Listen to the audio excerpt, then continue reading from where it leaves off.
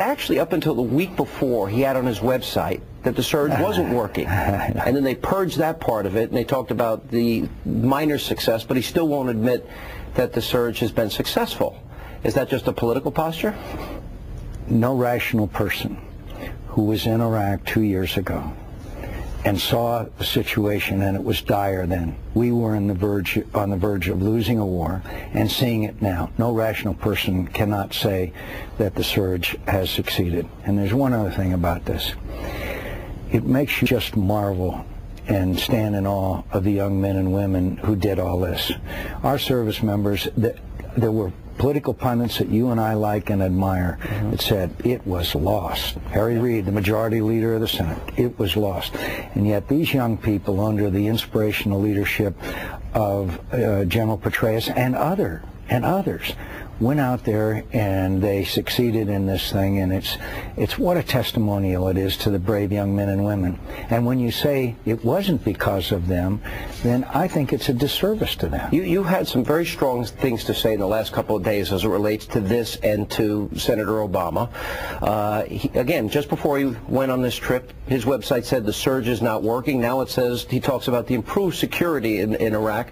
But you said if he had his way, we would have lost. That would have been a catastrophe.